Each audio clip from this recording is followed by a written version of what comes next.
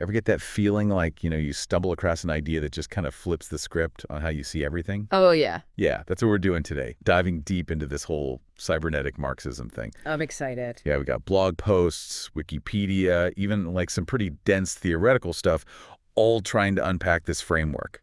Yeah, and what's so interesting about cybernetic Marxism is that it really brings together things that we usually think of as totally separate. We're Right. talking economics, tech, even psychology, Huh? all kind of seen through this lens of like systems and feedback loops. Yeah, that whole idea of cybernetics beyond machines, that's what really, got me. Yeah. I get how social media is all about those like and share feedback loops, but zoom out for me a little bit. Where else does this play out? So think about it this way. Cybernetics is basically the study of like any system that can take in information and then change what it's doing based on that information. Okay. Your brain does it, the environment does it, even like Wall Street, right? Reacting to every tweet and earnings report. Okay, yeah, that's making more sense now. So when we add in the Marxism bit, Yeah. are we saying that those same, power dynamics, the control, even exploitation, are they just, alive and well in our digital world? Exactly. So, traditional Marxism is really into this idea of surplus value, right? Like the extra value that workers create, on top of their wages, which turns into profit for the owners. Right, right. Cybernetic Marxism is saying that, hey, in our world, which is just drowning in data, it's surplus information that's the new hot commodity. Hold up. Surplus information. What you mean, all those times I'm just scrolling endlessly, I'm actually creating something valuable. You got it. Every click, every Google search, even how long you hover over an article before you get bored, that's all data, right? That's information. Yeah. And this surplus information is like pure gold for anyone who can gather it up. And this is important. Analyze it. And those analyzers are often, the big tech companies, right? The ones we all know. Exactly. They've built empires on this stuff, on this surplus information. But here's where the Marxist analysis gets really interesting. Think about it, right? In a factory, the workers, they don't own the machines, the means of production. Right. Correct. Online, most users, they don't control the data they're creating. It's like the same power imbalance, just, a different century. Kind of ironic when you think about it like that. Yeah. We think of the internet as this wild west of freedom, but when you put it that way, it suddenly feels a lot more controlled. Yeah, definitely. And cybernetic Marxism, it helps us see those hidden structures. Take social media algorithms, for example. They're designed to personalize your experience, which sounds good, even helpful on the surface. Right, but we've all fallen into those echo chambers, right? Right. Where you suddenly realize all you're seeing are articles and opinions that just agree with you, which, let's be honest, isn't always a good thing. Exactly. That's cybernetics and ideology, like working together. See, the algorithm, it's trying to keep you happy based on what you've done before, so it feeds you more of the same, often making your worldview smaller without you even realizing it. It's like that algorithmic gaze, right, Yeah. that some of the articles talked about. We know, at least somewhere in the back of our minds, that every click is being tracked, analyzed, put in a box. It's like that feeling you get when you walk past a security camera. You know someone or something is watching. You nailed it. And just like, workers in a factory might change how they're acting when the boss is watching. Yeah. Online, we often show a very carefully chosen version of ourselves because we know that big data, it's always watching. But here's the thing. This awareness, this gaze, it's not always a bad thing. It can actually spark social change. Wait, really? How so? Well, think about it, right? Knowing you're being watched can lead to, self-censorship, sure, but it can also create this feeling of, accountability, even activism. Like, when you know your voice might get amplified, that your actions are all part of this bigger data set, it can motivate you to speak out against injustice, to use that voice for something good. So it's like this constant back and forth between the gaze and the voice, Yeah. the watching and the expressing, and finding that sweet spot where we can use it for a better, more fair online world. Exactly. And that's what's exciting about this framework. It's not just pointing out problems, it's giving us the understanding to maybe actually reshape things, the digital landscape. This is already making my head spin a little. Yeah. But there's one more part of this whole cybernetic Marxism thing I found really interesting.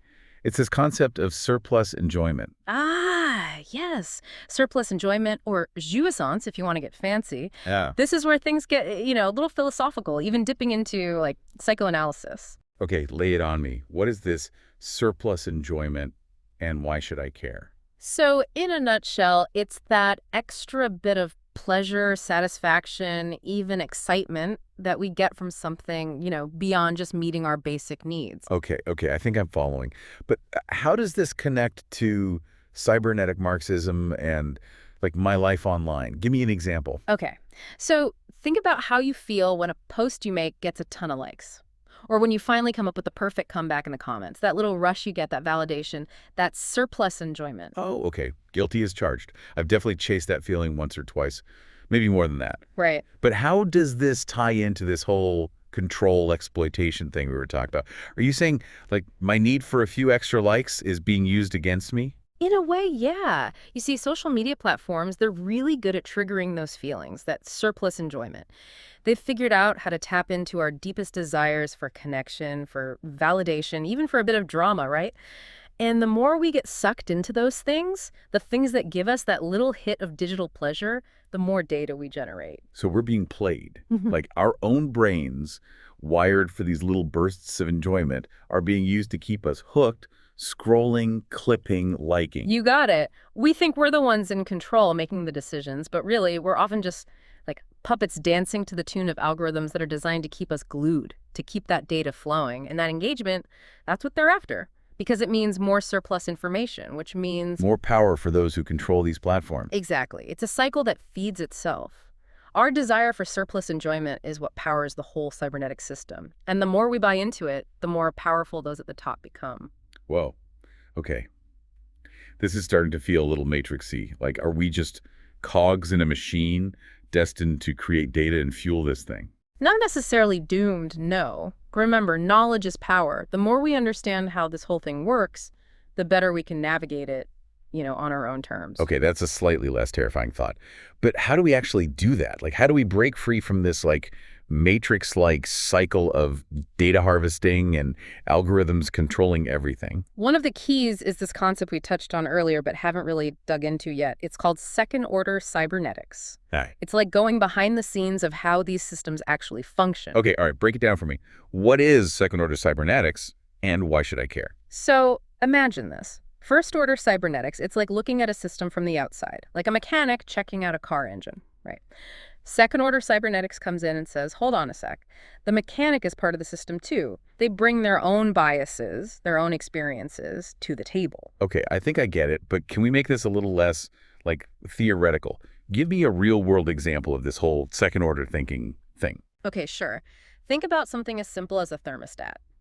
Like, first-order cybernetics would just focus on how the thermostat reads the temperature and then adjusts the heat, or the AC, right? Yeah, like a basic input-output kind of thing. Exactly. But second-order cybernetics, it goes deeper. It's like, hold on, WE, the people using the thermostat, we're also messing with the system.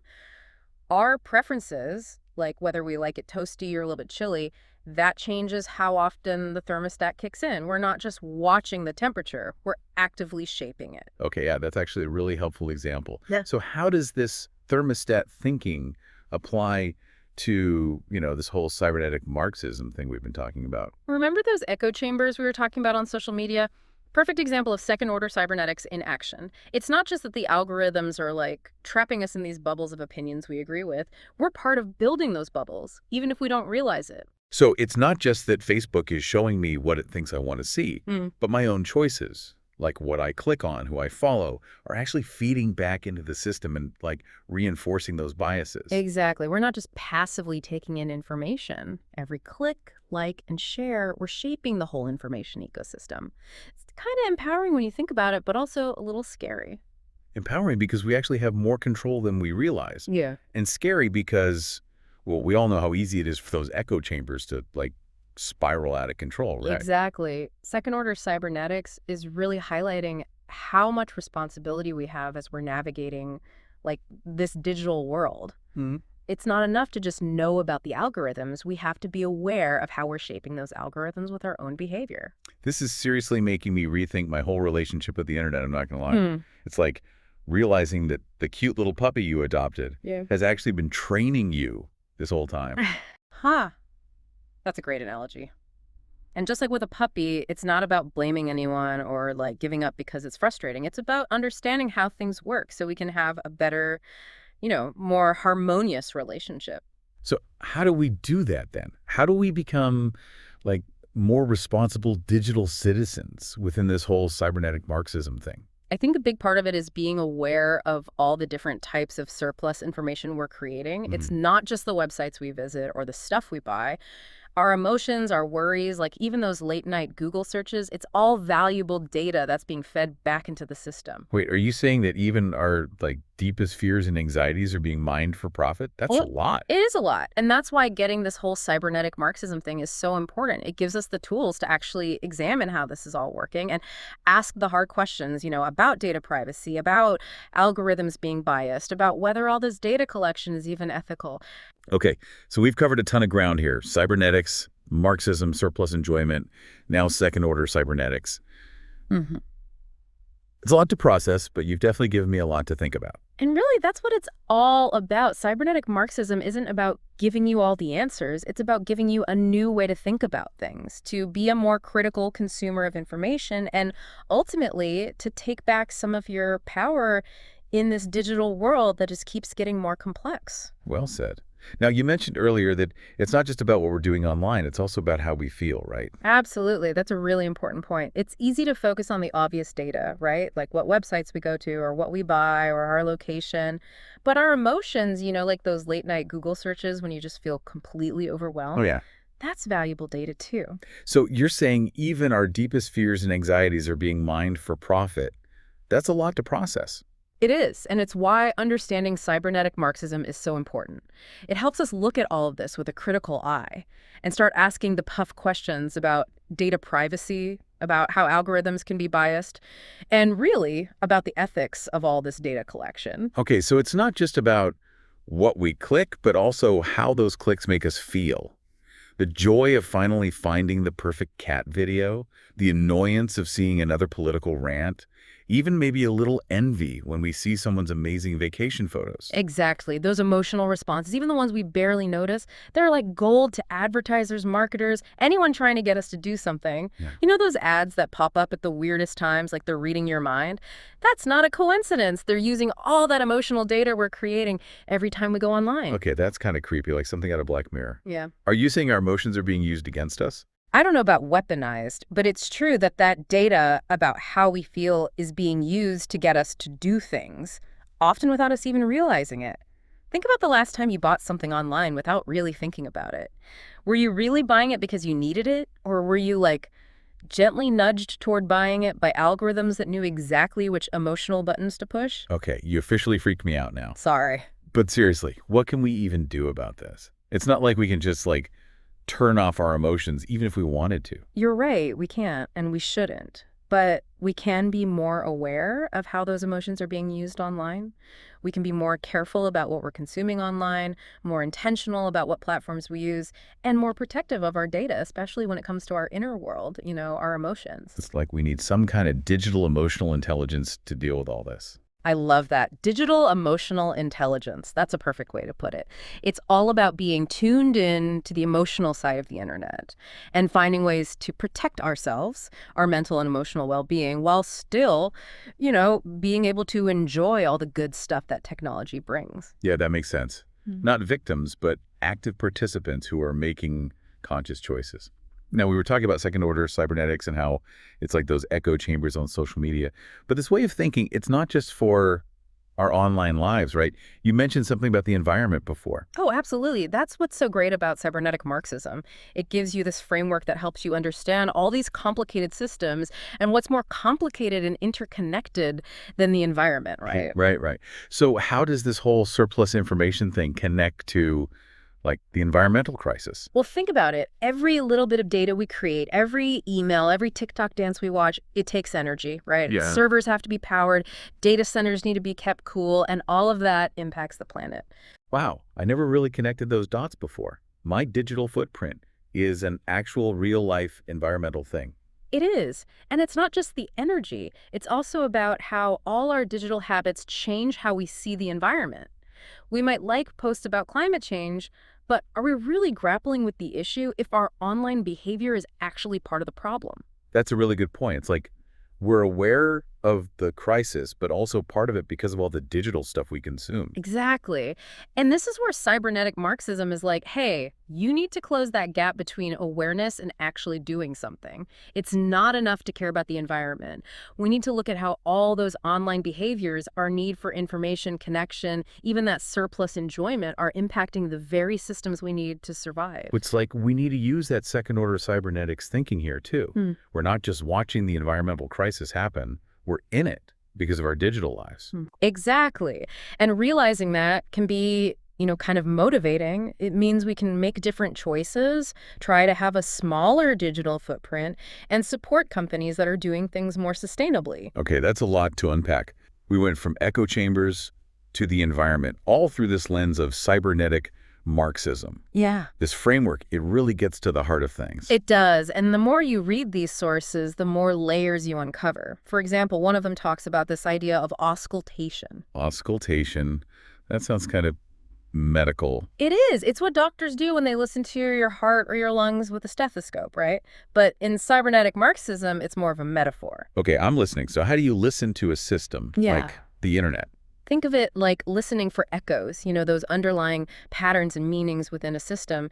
It's about looking beyond just the data, the surface stuff, and trying to get at the deeper dynamics happening underneath. So it's kind of like trying to hear the system's heartbeat, the rhythms and patterns that are driving it. Exactly. And when we apply this whole auscultation idea to something like social media, it means we need to pay attention not just to what people are saying, but how they're saying it. The emotions behind the words, what's really motivating those interactions. Like that old saying, it's not what you said, but how you said it.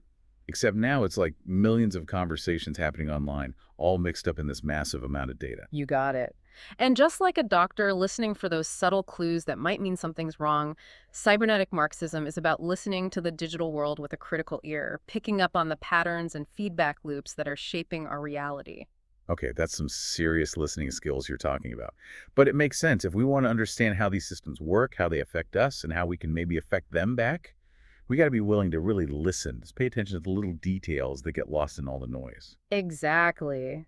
Auscultation in cybernetic Marxism, it's all about being super aware of what's going on in the digital world, being in tune with how it shapes how we think, how we act, and ultimately, our world. So it's not just about analyzing the data itself, but like the stories behind the data, right? Yeah. The emotions it reveals. Yeah. It's about recognizing that data isn't just neutral. It carries meaning, context, hopes, fears, all the stuff that makes us human. And when we learn to listen to data with that awareness, we can start to understand this complex web of the digital age and maybe even help shape its future. This has been an incredible deep dive. We've gone from the basics of cybernetic Marxism to the power of surplus enjoyment and second-order thinking.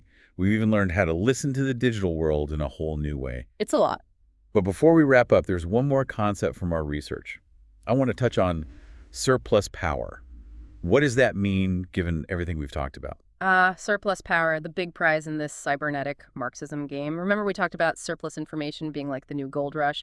Well, surplus power is the influence, the control that comes with having all that information. Okay, so it's like the more surplus information you have, the more power you have too. Exactly. Every click, share, like, comment, it's all creating valuable data that can be used to figure out what we'll do next, what we'll think, even what choices we'll make. And those who control all that data, who can analyze it and use it, they're the ones who ultimately hold the surplus power. Exactly. Now remember, this power isn't always a bad thing. Sometimes it's used to improve our experience, show us stuff we care about, even drive real change. But the possibility of exploitation, manipulation, even a subtle kind of control, it's definitely there. So it's like any other kind of power, right? Yeah. It can be used for good or for bad, depending on who has it and what they want to do with it. Absolutely. And that's why cybernetic Marxism is so important. It's not about saying technology is bad or trying to escape it. It's about seeing the power dynamics at play, being aware of how that surplus power is being used, and advocating for an online world that's more fair and ethical. It's about taking back our power in the digital world, making sure that technology serves us, not the other way around. That's what we want, right? Tech that helps everyone, not just the people in control. But how do we actually make that happen? It all seems so huge. Like, where do we even start? It's easy to feel overwhelmed, yeah, but remember that second-order cybernetics thing we were talking about? We're not just along for the ride. We've got choices to make. And those choices matter. Okay, yeah, right. Remind me again, what are some things we can actually do to, like, take back our control in this whole cybernetic Marxism framework? So first things first, be mindful of the information you're putting out there. Every click, every purchase, every scroll, it's all data. Ask yourself, am I okay with how this information is being used? Am I supporting companies that, share my values? It's like that saying, vote with your dollar, but instead it's like, vote with your click. Exactly. Choose platforms that care about your privacy and keep your data safe. Support companies that are upfront about what they do with your data and give you more control over it. Every choice we make online matters. It shapes the kind of digital world we end up with. So we're not just passive users then, we're like digital citizens, making choices that reflect what we believe in. Exactly.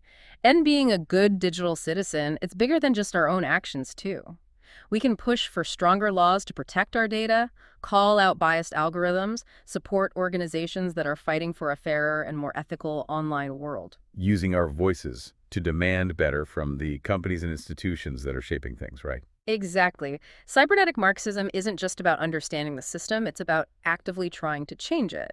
And that starts with each of us being more aware, more engaged, and more willing to challenge the way things are. This has been like mind-blowing, honestly. Yeah. We've really gone deep on this whole idea of cybernetic Marxism, how technology, power, and human behavior all intersect.